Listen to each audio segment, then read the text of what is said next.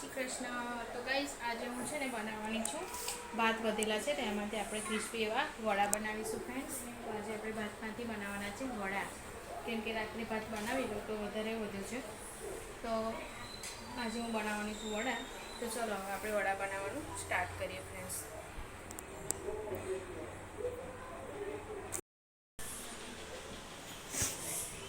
માટે આપણે કઈ કઈ સામગ્રી જોઈશે એ પહેલાં દેખી લઈએ ફ્રેન્ડ્સ. તમે જોઈ શકો છો બધી આ સામગ્રી મેં અહીંયા રેડી કરી લીધી છે. હવે ફટાફટ આપણે વડા બનાવવાનું સ્ટાર્ટ કરીએ. તો અહીંયા પહેલાં મેં ધાણા ઝીણા સમારી લીધા છે, લીલા ધાણા, એને મિક્સ કરી લઈએ.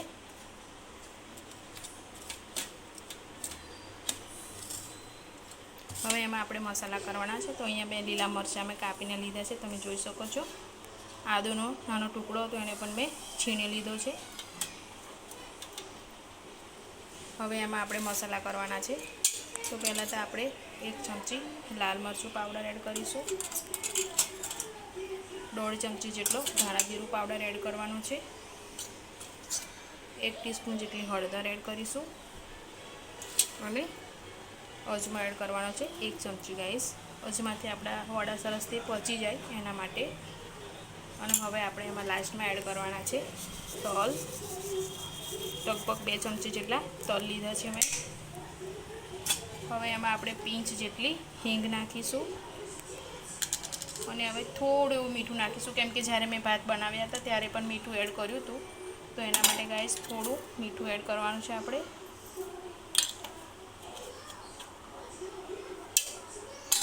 હવે એને સરસથી મિક્સ કરી લેવાનું છે.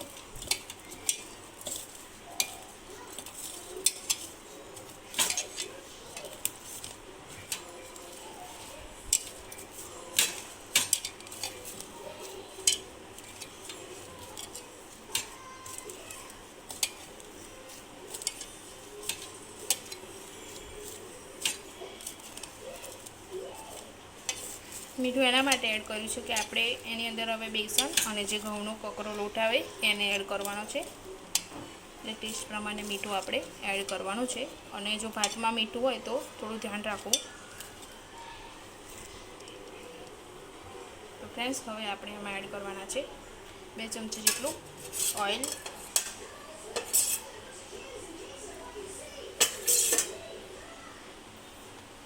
હવે એમાં 2 ચમચી જેટલું બેસન એડ કરીશું, મિક્સ કરી લઈશું.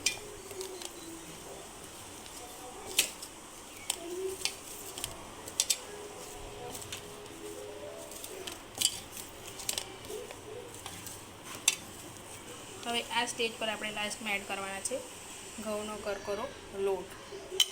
તમારે જેટલો જોઈએ એટલો એડ કરી શકો છો, બેન્ડિંગ આવે એટલે એ પ્રમાણે.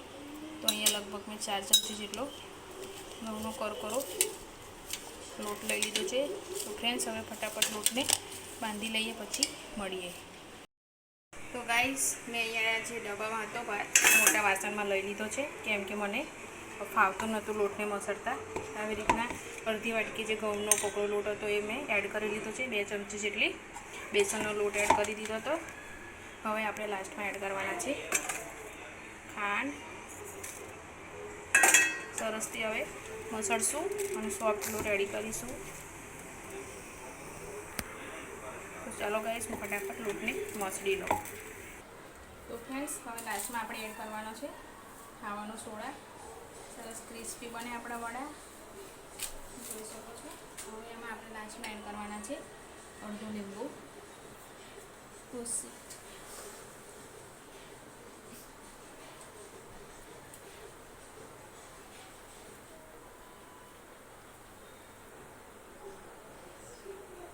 અડધો લીંબુનો રસ. આપણે નાનો લીંબુ છે એટલે મેં આખો યુઝ કર્યું છે.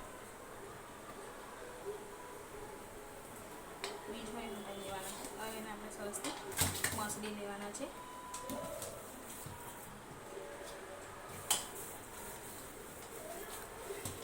આવી રીતના સરસથી મસળી લઈશું.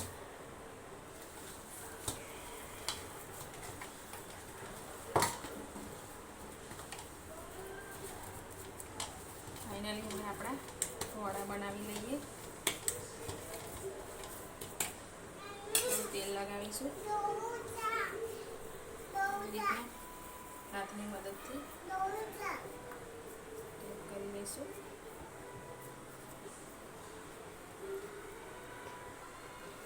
બધા વડા બનાવી લઈશું.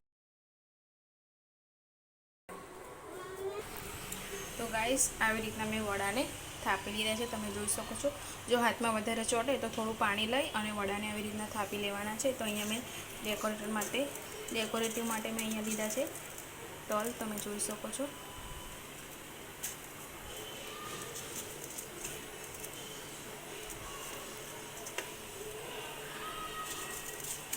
આ બાજુ તેલ પણ ગરમ કરવા મૂકી દીધું છે, ગેસ ચાલુ કરી. હવે તેલ ગરમ થાય ત્યાં સુધી આપણે તલ લગાવી દઈએ.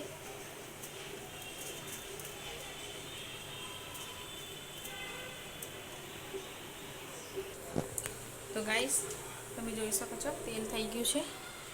ટ્રાય કરીએ હવે તેલ થયું છે કે નહીં. થઈ ગયું છે. તો હવે આપણે વડાને ડીપ કરી લઈએ, તેલમાં તળી લઈએ વડાને.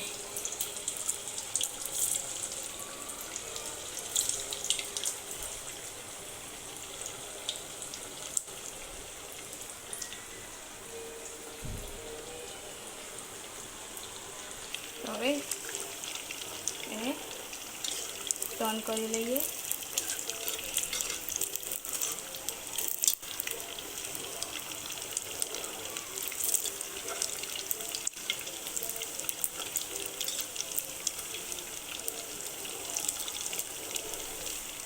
તમે જોઈ શકો છો મસ્ત એવો બ્રાઉન કલર આવી ગયો છે. આપણે તરત ને તરત ટર્ન નહોતા કરવાના, આપણે 1 મિનિટ પછી કરવાના હતા, એટલે સરસ કે આ બાજુ પણ બ્રાઉન કલર થઈ જાય. હવે પાછળની સાઈડ પણ બ્રાઉન કલર થવા દઈશું ફ્રેન્ડ્સ.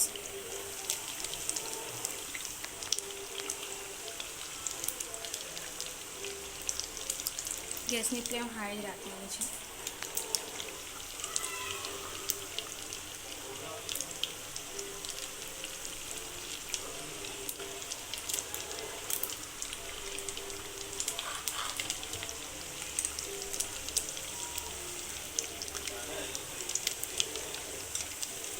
હવે પલટાવી દઈએ અને ચેક કરી લઈએ બંને સાઈડથી સરસ પાકી ગયા છે કે નહીં. સરસ ચડી જાય પછી આપણે એને કાઢી લેવાના છે.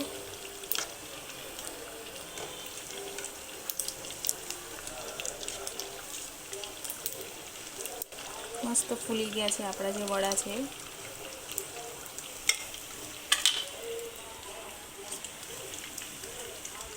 તો ગાઈસ હવે ફાઇનલી આપણે જોઈ લઈએ. તો ફાઇનલી આપણો બ્રાઉન કલર સરસ એવો આવી ગયો છે અને એ વડાને આપણે બહાર કાઢી લઈશું.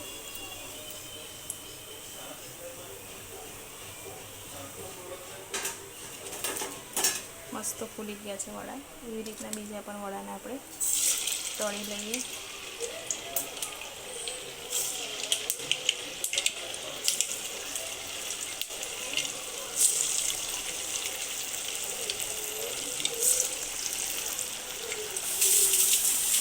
ફટાફટ બધા વડા આપણે તળીને રેડી કરી લઈએ ફટાફટ.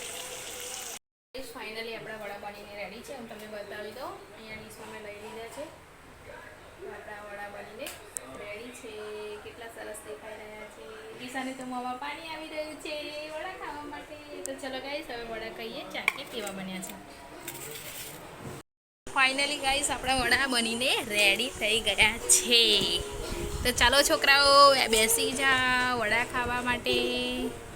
કોણ મને ટેસ્ટ કરીને કહેશે કેવા બન્યા છે એવું? કોણ કહેશે? જીસા. અરે વાહ. હા, હવે ભવ્ય પણ ટ્રાય કરશે.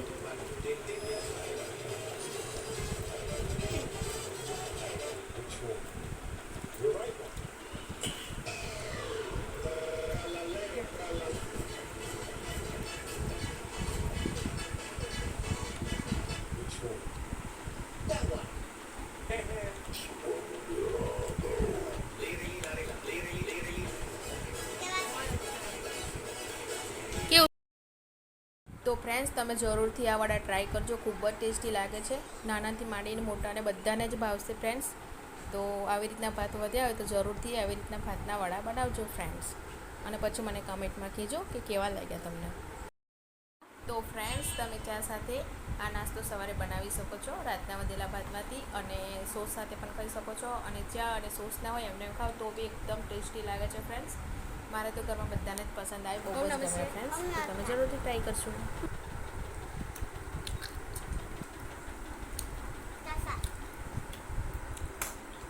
એકદમ ક્રિસ્પી, એકદમ ટેસ્ટી. ચાની સાથે તો ઓર મજા આવી જતી ને. હા, ચા હતી તો થોડા લેટ પડી ગયા.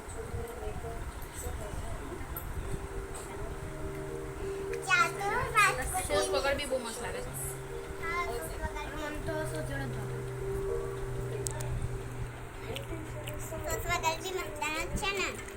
એવું આની ઉપર તલ છે, બહુ ટેસ્ટી લાગે છે. તલના લીધે જ બહુ ટેસ્ટી લાગે છે.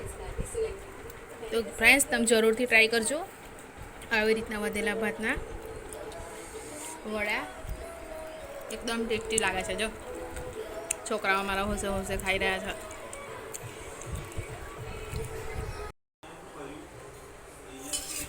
તો ગાઈસ, ચાલો હવે આપણે એજી ઓજીને પણ ટેસ્ટ કરાવી લઈએ. પીડીપી પેજ તો આપણો એજન્ટથી ચેન્જ કરાવીએ છીએ, એટલે પછી મેં એને અહીંયા. આજે શું બન્યું છે? હે, આજે ટેસ્ટી ખાવાનું બન્યું છે. ખાઈ લો, ખાઈ લો.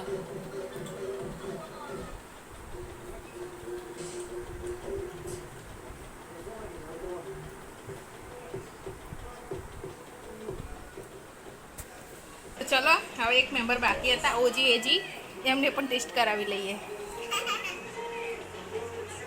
વડા વડા વડા વડાપાવ છે. વડાપાવ નવું નામ આપી દી સાહેબ, વડાપાવ. મન તો આપો. ये रहा. ચલો, મેં તો મારા જીશા નામથી જ ખાઈશ. ખાઓ. જીશા નામથી જ આપે ને બેટા, પ્લેટમાંથી જ લીધા મમ્મીએ. મસ્ત છે. એ ખાધા પહેલા મસ્ત છે. ખાધા પહેલા મસ્ત છે. ટેસ્ટ કરો હવે. શું છે આ? વડા વડા વડા વડા તો વડાપાવમાં નાખે એવા ના આવે? હા, ના એ એવા ના આવે. તો એ તો બટાકા વડા હોય પાછા. સોસ વગર સારા લાગે છે. આ લોકો સોસ સાથે ખાય છે. થેપલા છે એવું લાગે. ચા હોત તો બહુ ટેસ્ટી લાગતું. ચા થેપલા સાથે છે, તો થેપલા. નથી તે. મસ્ત લાગે છે જે હોય. મસ્ત લાગે છે. જો સરસ લાગે છે ને. હા, સોસ વગર બી સરસ લાગે. ગરમ ગરમ છે એટલે. ગરમ ગરમ છે એટલે સારા લાગે છે. હે, અમારે લીધે હોય. શું કહું છું બેટા? હે, હજી ટેસ્ટી ખાવાનું મળી ગયું છે. તો ગાઈસ છે કે તમે પણ ટ્રાય કરજો, કે તમે પણ આવા વડા બનાવજો, કે તમે પણ ટેસ્ટી ટેસ્ટી વડા બનાવજો. હે ને?